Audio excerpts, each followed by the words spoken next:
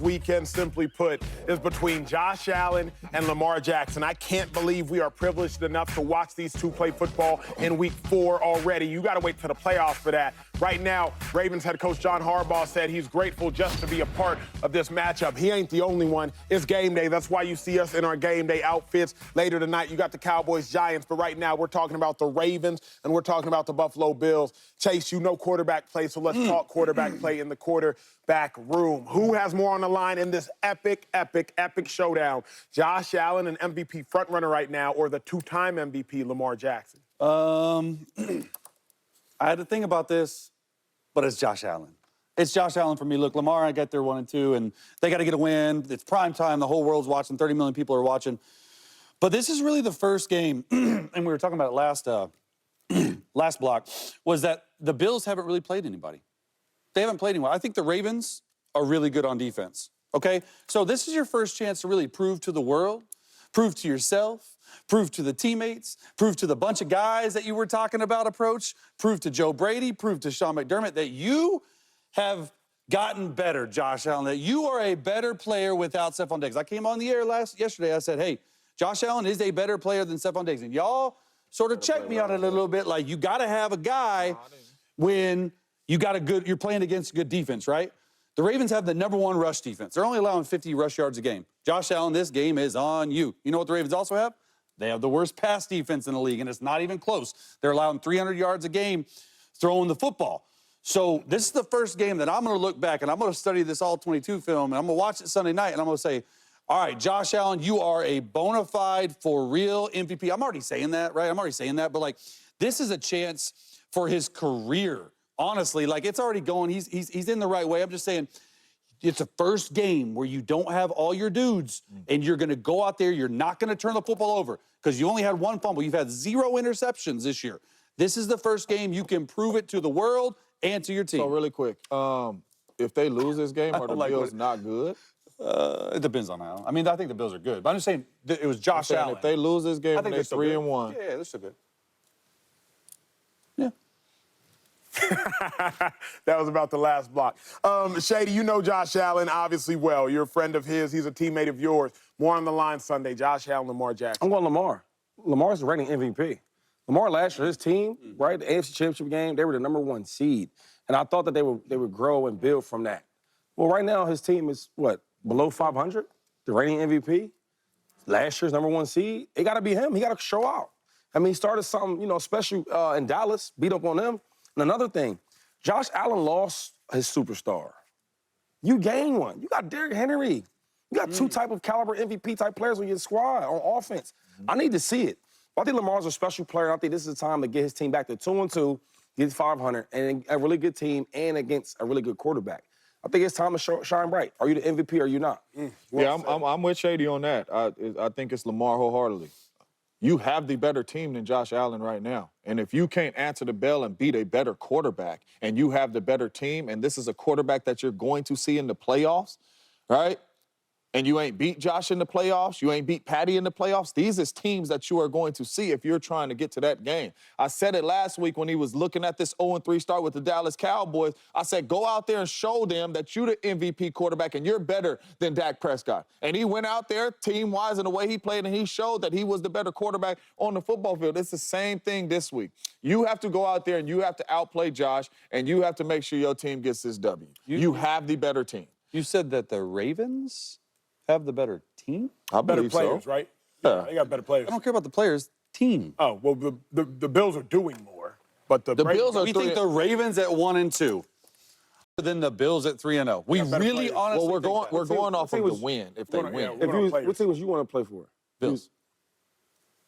I think the Ravens. Well, to me, it's here. Am I crazy? You Am I are crazy. What? Rosters. I'm talking roster-wise. Talking What they rosters. have. Now, if you're talking about what the rosters Team, are doing on the culture, field, Sean McDermott, Brandon Beane, everything that they got going right now, I think without a doubt the Bills are a better team. Wait, talking about the Ravens got good coaching and good culture too, as well. Yeah, but what happens if they don't make the playoffs this year? I guarantee you they all get fired. I mean, we don't know that. They're still winning game talking 3. this game. We're We're talking in this game game. 3 right now. Yeah, but I'm just saying, like, they got a good culture and good coaches. Respectfully disagree. I think, for me, I think it's about Josh Allen. I think more pressure is on him. I think he has more on the line. But for me, it's only because he is going to test a theory that we have all discussed and that you at home better discuss.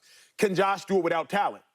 Right, we all disagree. We got 40 years of NFL experience up here. Shady says eventually Josh is going to need some dudes to win a Super Bowl. I agree. Chase doesn't necessarily agree. James doesn't necessarily agree. He is going to test this theory on Sunday night with the whole world watching. You can beat the Cardinals without Stephon Diggs. You can beat the Dolphins without Stephon Diggs. You can beat the Jacksonville Jags without Stephon Diggs. But can you beat the Baltimore Ravens? Because they got Humphrey on the outside. They got a first-round pick out of Clemson on the outside. They got Kyle Hamilton, an all-pro in the back end. They got Roquan Smith, the linebacker. Hey, James Cook, you can route up them Jags linebackers. Can you route up Roquan? Because at that point in time is when it might behoove you to have an all-pro running back. Hey, Shakir, you can get busy on a Jags DB, but can you get busy with Sean McDermott's defense coordinating, not Sean McDermott's defense coordinating there? Can you get busy with Marlon Humphrey out there? Can you get busy with Kyle Hamilton out there? This will test the theory in week 4. And I'd rather find out about the Bills week 4 than find about them, like Chase just said, in the playoffs. Because in the playoffs, you're not going to see Kyler Murray, with all due respect. You're not going to see Trevor Lawrence, with all due respect. In the playoffs, that's when you are going to see the Steelers out there and Joey Porter Jr. That's when you're going to see the Houston Texans out there with Stingley and Kamari Lassiter. That's when you're going to see the real dogs out there. So one game will change that for you. And the only reason why I say that is because last year, Josh and them had to go on a run to win the division. And when they went on that run to win the division, Stephon Diggs was no part of the offense. Yeah, they ran the football under Joe Brady. They changed And they threw it to other people other than Stephon Diggs when he had to throw. They led the league in rushing. He was not a big part of the offense, and they were winning games. So this one game, if they lose this game, will tell you, will answer the questions to that they need a superstar to win these games. Obviously not in totality, right? I'm not ignorant or arrogant enough to believe that one game will tell me the entire picture. But like we all know this, and I've been Shady's teammate, so I know this first-handedly, even the presence of Stephon Diggs, like the presence of Travis Kelce, will change a defense. I agree with that. So now, if there's no presence of Stephon Diggs, on 3rd and 6, I'm not calling one star. Simply put, I'm not taking the linebacker and saying, go double Stephon Diggs. Now on 3rd and 6, I'm just saying, hey, Acho, guard the most available man. Yeah. So now instead of having to focus and double team Diggs, I got an extra defender, and y'all already know. Now I can play 3 over 2, and I can play 4 over 3 instead of having to play 1-on-1, 1-on-1, 1-on-1, 2-on-1.